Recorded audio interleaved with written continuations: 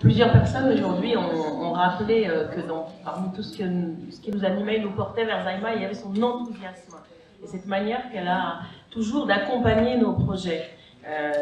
Moi, j'ai beaucoup eu la chance de bénéficier de cet enthousiasme et j'ai envie de vous lire la fin d'un recueil qui s'appelle « Immenses sont leurs ailes ».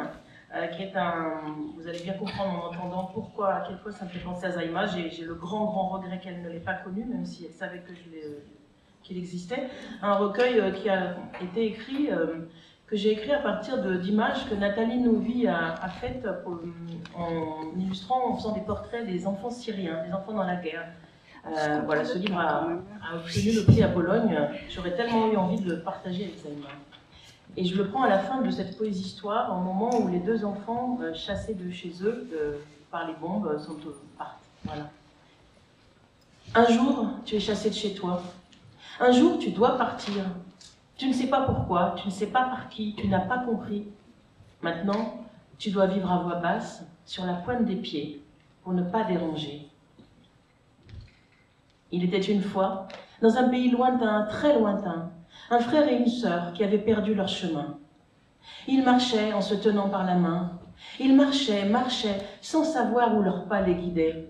Loup, y es-tu? M'entends-tu? Les arbres aux doigts crochus agrippaient leurs cheveux, grignotaient leur ombre dans la forêt profonde. Non, non, recommence, elle me fait peur ton histoire. Il était une fois, dans un pays bizarre, très bizarre, deux enfants étrangers qui cherchaient à s'y retrouver. Ils avançaient, le cœur un peu serré. Ils avançaient, sans comprendre où ils étaient arrivés. Ouhou, le hibou, ouhou. Leurs oreilles étaient pleines de sable. Leurs bouches roulaient des galets. Personne ne les déchiffrait. Et eux ne décodaient rien. Non, non, non, Aïssam, elle est trop triste, ton histoire. Recommence. Il était une fois, dans un pays mystérieux, deux innocents qu'un oiseau des bois avait conduits loin de chez eux. Avec son bec, délicatement, l'oiseau tira un bout de laine du pullover rouge de la fillette. Le fil était long, si long que les deux ingénus le nouèrent à leurs poignets. Ainsi dit l'oiseau, vous ne serez jamais séparés. Maintenant, chut, suivez-moi. Oh oui, oui, Aïssam, je te suis, elle me plaît ton histoire. Alouette, gentille alouette. L'oiseau couleur de vent attacha un ballon rouge sang au bout du fil. Alors, lentement, les deux enfants s'élevèrent dans les airs. De là-haut dans le ciel, ils ont pu tout voir. Les volets fermés de leur maison, là-bas, qui les attendaient. L'oranger du jardin qui mûrissait ses fruits. Et le chat du voisin, faisant la paix avec les souris. Ils sont montés haut, encore plus haut, jusqu'à s'approcher du soleil. Et le soleil leur a dit, « N'ayez plus peur de rien, partout où je brille, vous serez bien. » Parce qu'un enfant, ça doit jouer. Parce qu'un enfant, ça doit rêver. Parce qu'un enfant peut s'envoler. Parce qu'un enfant doit être aimé. C'est sourire, c'est respirer, c'est fleurir, c'est liberté. Les as-tu vus, voler dans le ciel? Immenses sont leurs ailes, et rouge et or est leur soleil. Tiens fort le fil où ils se poseront. Bienvenue, bienvenue, enfants migrateurs. Libres seront, libres avec toi. Envol de vie, envol de joie.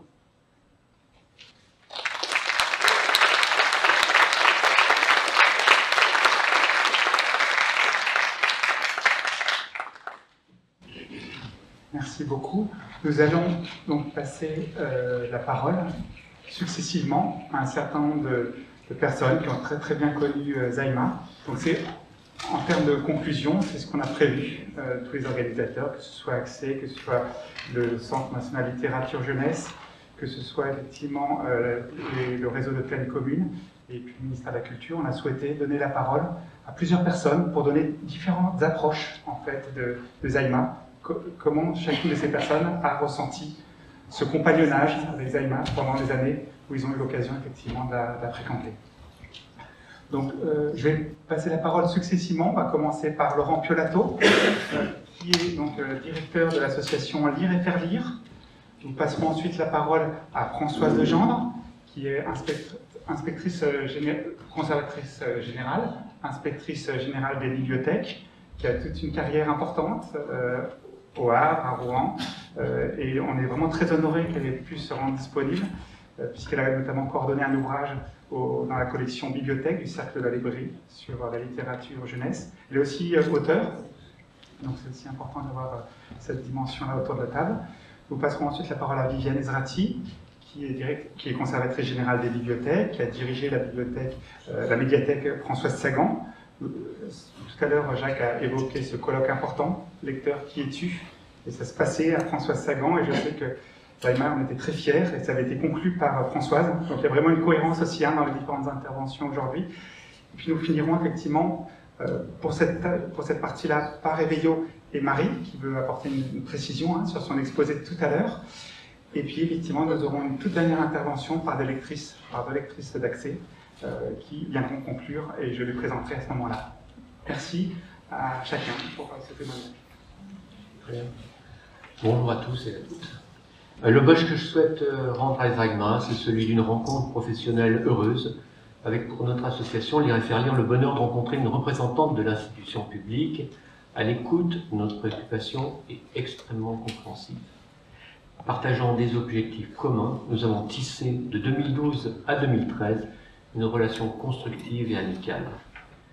Amicale, je n'ai pas besoin de vous dire ici avec quelle qualité Zaïma accueillait ses interlocuteurs, et constructive parce que, grâce à elle, notre projet s'est enrichi en s'ouvrant à la petite enfance. Le 27 janvier 2012, Zaïma avait accepté d'intervenir lors de notre rencontre interrégionale de Nantes consacrée à la petite enfance, et de même lors de notre bilan national en octobre 2013. Son intervention était centrée sur les enfants de 0 à 6 ans, et les échanges avaient porté sur les dernières recherches sur les bébés, la spécificité du développement des enfants de 0 à 6 ans, et l'impact des lectures. Massivement, les bénévoles de Lire et Faire Lire se sont emparés de cette nouvelle opportunité et ils ont plébiscité ces interventions en crèche, halte garderie et autres PMI. Avec Zaïma et le soutien du service du livre et de la lecture, c'est également un document majeur qui a été conçu par Lire et Faire Lire et l'ABF, grâce à Mila Boulon, à savoir la charte pour un partenariat entre Lire et Faire Lire et les bibliothèques de lecture publique. Cette importante réalisation fonde notre relation avec les bibliothécaires et elle est essentielle à la relation que nous continuons de renforcer aujourd'hui. Alors, c'est pour cet héritage fécond et bien vivant. Zaïma, un grand merci.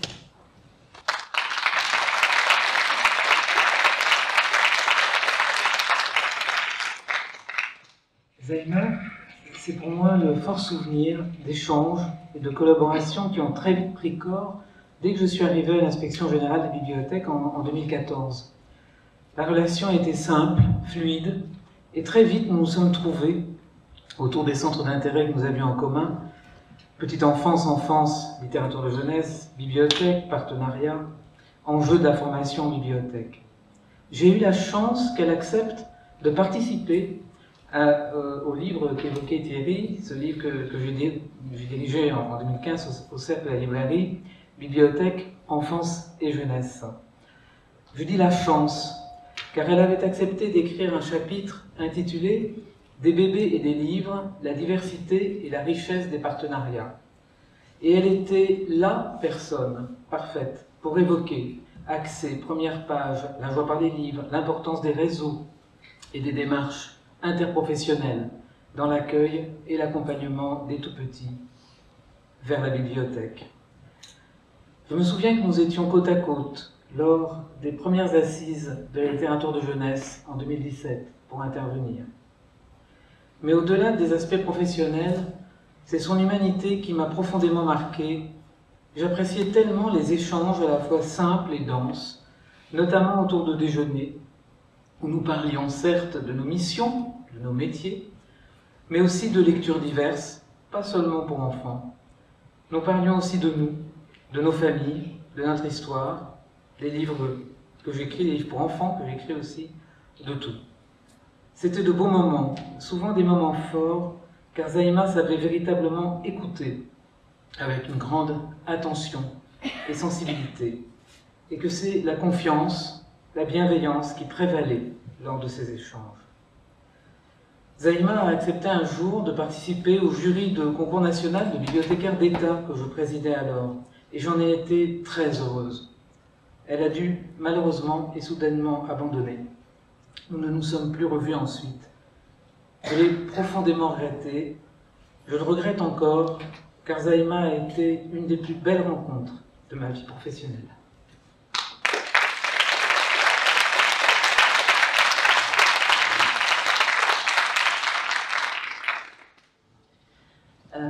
Je ne saurais dire en fait à quel moment vraiment j'ai fait la connaissance de Zaïma. Était-ce quand elle travaillait à la Joie par le livre à Clamart, quand elle est devenue un des piliers de l'association Accès?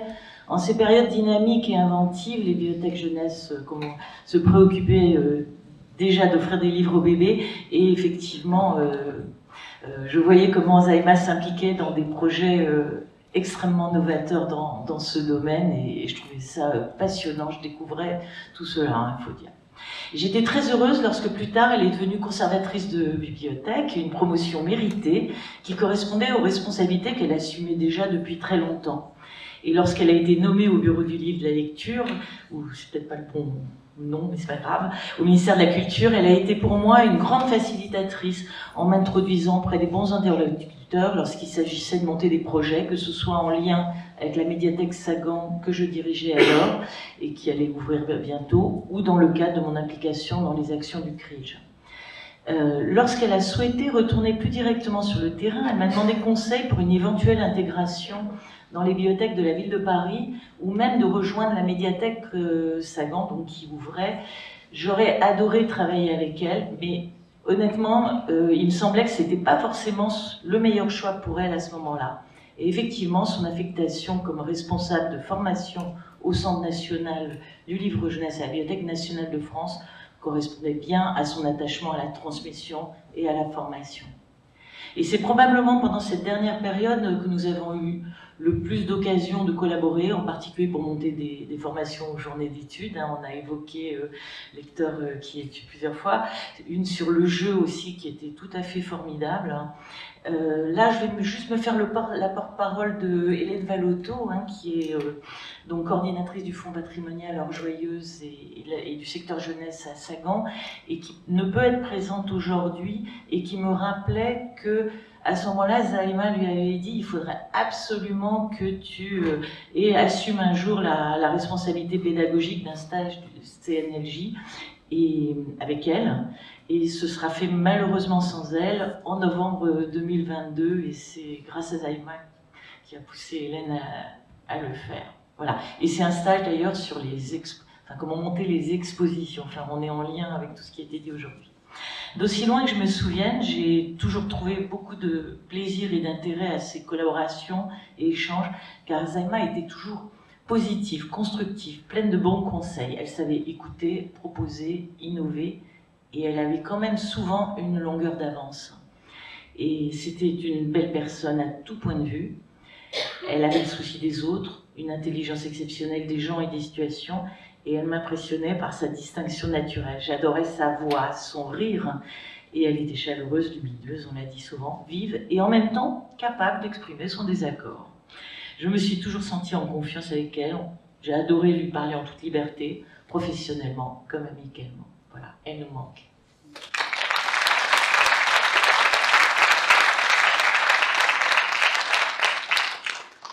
C'est très émouvant de prendre la parole aujourd'hui ici, parce que la douleur psychique de l'absence de Zaïma est là. Et j'étais très sensible ce matin de tout ce qui s'est passé, la douleur psychique chez la famille, et chez nous tous. Voilà. Heureusement, parfois je me méfie, mais aujourd'hui ça me console. Heureusement, le pouvoir des mots peut rendre présent ce qui est absent. Zaïma était présent toute la journée ici. Elle a été présente avec la vanité de nos mots. Mais je suis tellement heureux de savoir qu'il y a un symbole qui va perdurer dans le temps pour les prochaines générations. C'est le fait d'avoir donné son nom, son prénom à cet endroit-là. Tous les enfants, toutes les personnes qui vont venir à cette bibliothèque sauront ce qu'elle a fait. Quel bel hommage, et c'est une manière de perdurer dans le temps.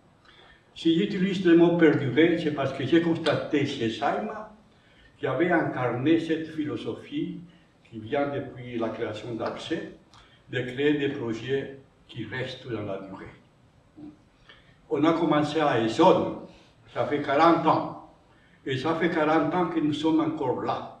Et ça fait 40 ans que Essonne a été notre associé spécial. Et ça continuera. Et ça fait 40 ans qu'on travaille dans les prisons de Fleury pour accompagner les femmes qui sont là emprisonnées avec les bébés et qui ont les droits, comme ils disent, de rester 18 mois avec les bébés. Les lectrices sont là depuis 35 ans. Et beaucoup de générations d'enfants ont passé, mais Accès est resté fidèle à ces projets à long terme et on est prêt à les continuer en tant qu'on pourra, et en tant que nous serons encore présents. Voilà, et c'est ça, j'étais très impressionné par cette désir de créer des projets qui restent dans la durée. Et chaque fois que j'étais sollicité pour aller intervenir en Provence, je sentais la nécessité de lui téléphoner pour lui dire, voilà, je vais intervenir dans tel endroit, parce que chaque fois, il me donnait une information très précise de ce qui faisait la bibliothèque ou la médiathèque avec les noms des personnes.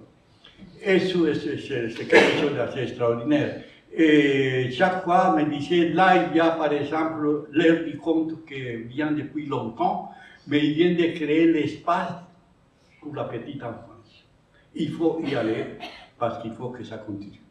Je suis heureux qu'il y a l'espace pour la petite enfance ici. Et cette idée d'espace pour la petite enfance, c'est quelque chose que j'ai travaillé comme Geneviève Pat pour les installer dans les bibliothèques de l'Amérique latine, en Colombie, au Pérou, en Argentine et particulièrement au Brésil. Au Brésil, on a fait un travail pour créer l'espace de la petite enfance dans 82 bibliothèques de Sao Paulo, publiques. Et en plus, il y a les bibliothèques qu'on appelle communautaires, c'est-à-dire que c'est la communauté qui a compris l'importance des livres pour les petits. C'est une bibliothèque qui est créée avec les mains des gens très pauvres, qui eux-mêmes construisent l'espace pour garder des livres. Il y a une clé qui est là, et la même communauté vient pour s'occuper de la bibliothèque. Et voilà, cette dialogue entre la famille, l'enfant et la bibliothèque, en Colombie, a été extrêmement apprécié. Et la Colombie a souffert de 50 ans de violence. Et à un moment donné, le président Santos a eu le courage de signer un traité de paix. Et un représentant du pouvoir a dit dans son discours l'avenir de la Colombie est dans les bibliothèques. Et c'est pour ça qu'on a commencé à créer aussi des espaces de lecture de la petite enfance dans les bibliothèques en Colombie. Projet qui a été initié par Graciela Prieto quand elle était responsable de la création de la bibliothèque del Parc. Et après, on a créé le réseau de bibliothèques de tous les pays. Et chaque année, on faisait une réunion pour créer un dialogue d'expérience. Et on allait visiter les bibliothèques pour voir comment les espaces de petite enfance étaient organisés dans chaque bibliothèque. Voilà, tout ça, ce matin, on disait l'héritage, la transmission de la culture, c'est-à-dire qu'elle nous a donné un exemple. Cet exemple, nous l'avons été témoins, nous l'avons aussi intériorisé et nous le transmettons comme nous pouvons. Et voilà, c'est ça ce qui rend comme hommage. Et la Colombie a beaucoup écouté les discours d'Accès. Et en 2017, nous avons organisé un colloque dans le cadre France-Colombie, où la ministre de la Culture est venue, la première dame est venue, l'ambassadeur de France à Bogota est venu, l'ambassadeur de la Colombie est venu, la coopération extraordinaire du ministère de la Culture ici en France. Nous avons fait un colloque parce que la Colombie a été le premier pays du monde à faire de la petite enfance une priorité d'État en 2016. pendant ce colloque-là, la photo avec laquelle Saïma est, avec un livre comme ça, elle était tellement heureuse de cela. Il dit, si on pourrait un jour faire ça partout, que les États fassent de la petite enfance une priorité d'État, nous ne serons pas perdu notre temps. Voilà, c'est dans ce sens-là qu'il y a tellement de choses à dire. Il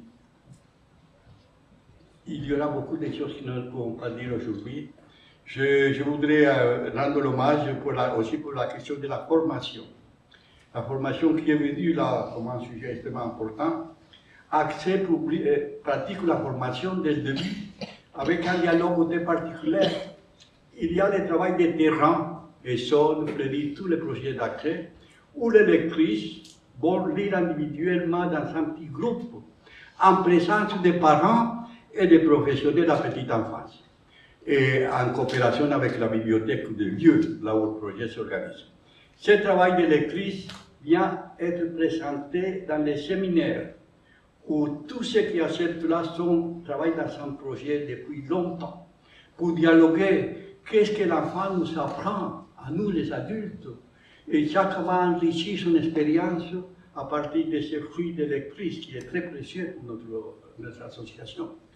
Et ces fruits de lectrice, de séminaires, alimentent nos publications, nos petites publications et les formations. C'est ça. Et ça veut dire que les enfants qui passent à Essonne, par exemple, actuellement ou depuis 40 ans, ont été la base fondamentale de nos séminaires et de notre réflexion de qu'est-ce que c'est que le petit enfant et comment peut-on l'accompagner, quelles sont ses capacités naturelles de petit enfant et comment peut-on l'accompagner pour faire que chaque enfant puisse déployer d'une manière normale ses possibilités physiques. C'est ça l'accompagnement. C'est ça, dans cet engagement, par exemple, on a parlé beaucoup de s'engager dans ces directions-là. Les enfants de ça fait 40 ans ne sont pas les mêmes d'aujourd'hui. Mais ils sont là pour nous dire, voilà ce que je suis, c'est à nous de comprendre ce qu'ils sont, pour pouvoir les accompagner. Et c'est ça, les donner une culture. Et je terminerai en disant, je vais finir en disant, que la culture pour moi, je l'ai déjà répété, je m'excuse, mais la culture pour moi, ce n'est pas un savoir pour dominer l'autre, mais c'est un savoir pour faire que la vie individuelle et sociale soit possible, et si possible, qu'elle soit relativement intéressante. Voilà.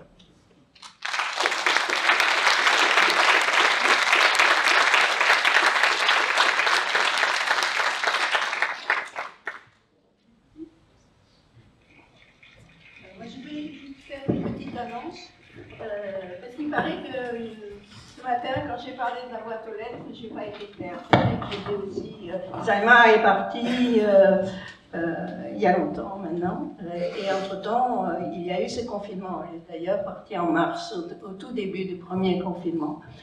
Nous aurions fait autrement, si c'était une autre période. Et donc il s'agit, je fais un appel, non de l'accès bien sûr, nous recevons des messages. Evelyne Richemont vient de me montrer un message. Il y a Céline, là, voilà. Elle reçoit un message comme ça, Evelyne, qui fut son professeur dans la Seine-Saint-Denis, en petite enfance. Merci. Saïma fut toujours pour moi une figure très accueillante et bienveillante lors de stages que j'ai pu faire à la BNF. C'est un LG. Je ne la connaissais pas personnellement, mais elle me semblait tout à la fois très compétente et très simple et gentille, dans le sens noble et précieux de ces termes.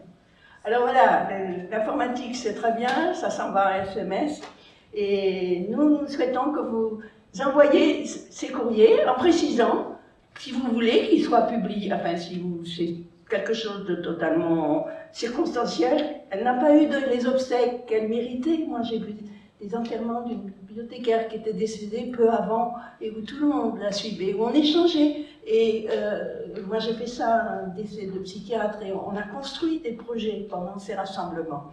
Voilà, c'est ça que personnellement, moi, qui étais si proche d'elle, je vous demande de dire à votre entourage, quand vous dites que c'était formidable ce qu'elle faisait dans les projets, non, nous voudrions que ça ne soit pas oublié, justement.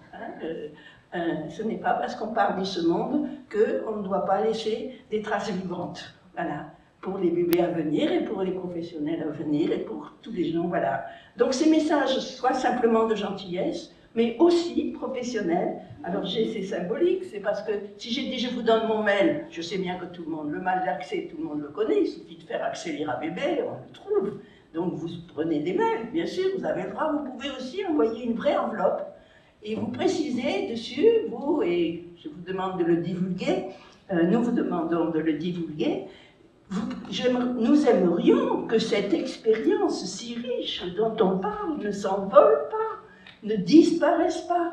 Nous voudrions faire un livret, on l'annoncera bien sûr, à la suite du prochain colloque, qui est un colloque où enfin nous faisons une chose remarquable, c'est-à-dire que nous analysons depuis Dominique Morel-Manella dirige maintenant avec nous le séminaire fondé par René Diactine, moi-même et Tony Lenné, et les bibliothécaires, j'y assiste beaucoup, avec l'aide constante de Geneviève Pat au début, Edith Bargès, Geneviève Guillem qui a fondé les bibliothèques à Fleury-Mérogis qui durent encore. C'était les fondateurs d'Accès, membres du CA, et nous avons aussi l'inspecteur de l'éducation nationale, enfin, tous ces gens-là.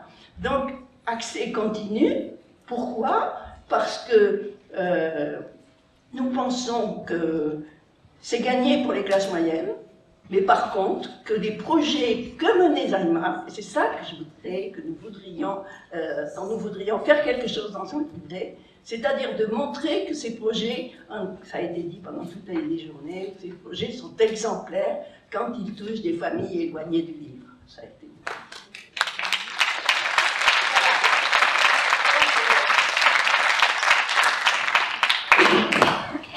Merci beaucoup Marie, et pour clore effectivement cette série de témoignages, 2 lectrices formatrices d'Accès, et c'est vraiment des personnes auxquelles Zaïma tenait beaucoup, conclut effectivement en quelque sorte par leur témoignage. Merci. Isabelle, merci. Ça commence par A comme amitié, B comme bibliothèque, et peut-être plus particulièrement la petite bibliothèque ronde de Clamart comme un point de départ. C comme conservateur. On n'avait pas vraiment envie de ce terme-là, mais c'est pour cela qu'elle nous a quittés un an pour l'ENSIB.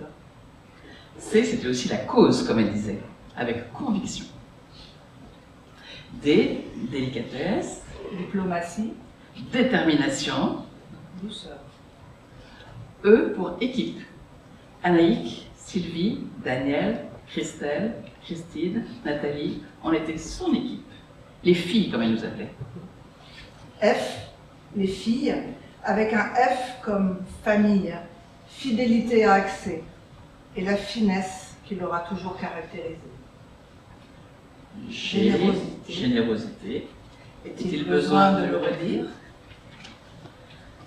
H comme hôpital, comme ces longues journées passées en tête-à-tête, en conversation inépuisable, qui resteront comme des souvenirs intenses et précieux. I, idéal, imaginaire, illettrisme. Il faut qu'on se trouve un week-end pour en parler tranquillement. J comme dans EJE, et Dieu sait si elle y tenait à cette double appartenance. K comme charismatique, et pourtant si discrète. Mais on a oublié que dans I, il y avait aussi « il faut qu'on trouve un week-end pour s'en parler tranquillement ». L comme lecture publique pour tous. M, maman, une maman formidable. M comme mélange magique de diplomatie et de ténacité. N pour nuance, noblesse. O comme oreille attentive. P comme première page, bien sûr, mais aussi comme prévenante, pertinente, proche des autres. Ou P comme plan pourri, où le génie de Zaïma pour nous faire accepter de partir à l'autre bout de la France en urgence, à des heures improbables, tout en douceur, et en nous assurant que c'était le projet à ne pas rater. Q comme curiosité, comme culture, et France Culture qu'elle aimait tant. R pour réflexion, recul, recrutement aussi. Anaïk n'est pas près d'oublier cet entretien d'embauche où Zaïma l'avait convié dans un restaurant de ramen. Souvenir cuisant d'avoir essayé de rester digne en mangeant un bouillon avec des nouilles qui pouvaient éclabousser à tout moment. S comme sourire. T comme tact d'abord. Ou un thé pour se réchauffer. Mais aussi comme la tarte aux courgettes que nous avons préparée ensemble dans la maison de Boucle d'Or. En juin 2019, nous nous sommes concoctés un long week-end en Normandie, toutes les trois. Zaïma, Nathalie et moi. Une escapade loin de Paris, loin du travail, loin de l'hôpital. Un week-end de farniente et de conversations à bâton rompu. Pendant 3 jours, nous avons refait le monde. U pour unir, pour unanimement aimer. Utopie? Non. Zaïma voulait ancrer les choses dans la réalité. V comme valeur, volonté. Vision d'ensemble des projets et des actions à mener. W comme double dose de valeur. X comme extraordinaire. Y, on n'a pas. Mais on peut vous proposer un I tréma. Parce que tout ça, c'était quand même pour en arriver au Z de Zaïma.